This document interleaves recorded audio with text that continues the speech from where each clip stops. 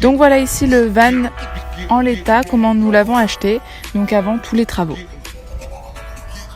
Comme vous pouvez le voir, il n'y avait strictement rien du tout.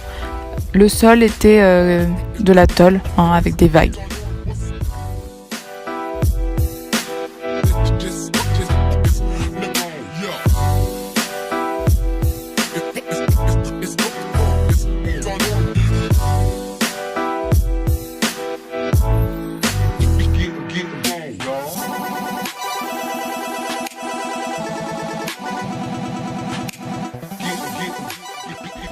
La première étape de la construction du van a donc été le sol. Puisque le sol n'était pas droit, nous avons dû d'abord le mettre à niveau avec des planches de bois. Nous avons donc acheté 3 grandes planches, puisqu'une seule planche ne suffisait pas pour faire la totalité de la surface du van, que nous avons donc découpé selon les formes du van, tout simplement.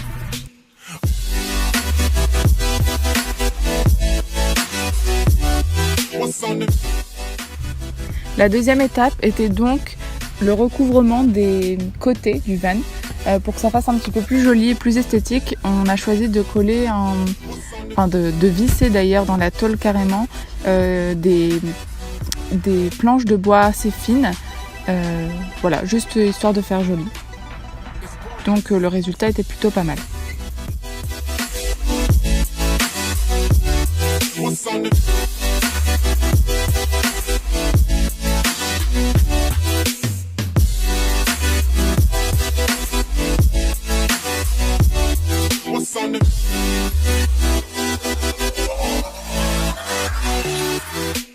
Nous avons ensuite fait des coffres pour pouvoir recouvrir les roues de l'intérieur du van.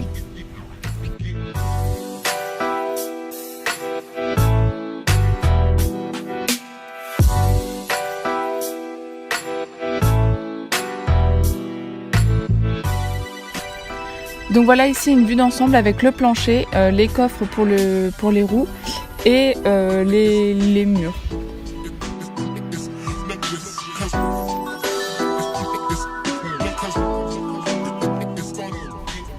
On passe maintenant à l'étape un petit peu plus délicate. Il s'agit donc de poser le lino. Donc c'était notre choix pour le sol car c'est quelque chose qui se nettoie assez facilement et qui s'installe assez facilement et qui ne coûte pas très cher également. Donc du coup voilà, nous l'avons installé avec un petit peu de difficulté, mais au final le résultat est pas mal. Pour la construction du lit, nous avons opté pour un lit canapé que nous avons construit nous-mêmes avec des lattes qui coulissent, donc une sur deux coulissent, une sur deux reste attachée. Je suis désolée, j'ai pas filmé la construction du lit tout simplement parce que ça s'est fait sur beaucoup trop de temps, de jours, et que j'ai pas toujours pensé à prendre la caméra avec moi.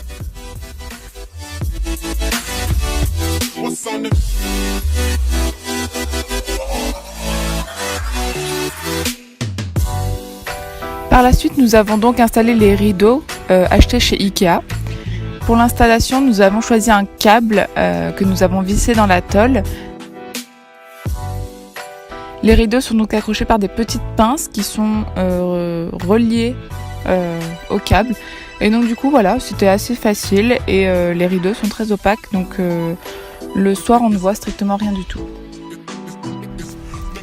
Ensuite nous avons choisi de mettre des petites plinthes au sol pour pouvoir cacher les défauts du sol, puisque c'était pas forcément parfait, et pour éviter surtout que la poussière se cachait entre nos planches de bois et la tôle, pour éviter que ce soit trop crasseux.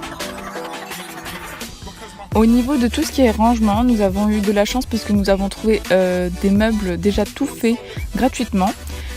Et donc du coup, nous avons juste eu à les fixer au sol grâce à des équerres. Donc voilà, ça tient plutôt assez bien pour l'instant et je croise les doigts.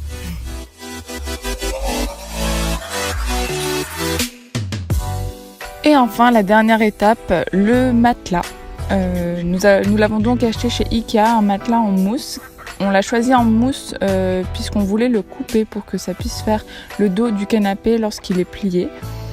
Donc du coup voilà, nous l'avons coupé avec un cutter tout simplement, remis dans sa housse et ça fait très bien l'affaire.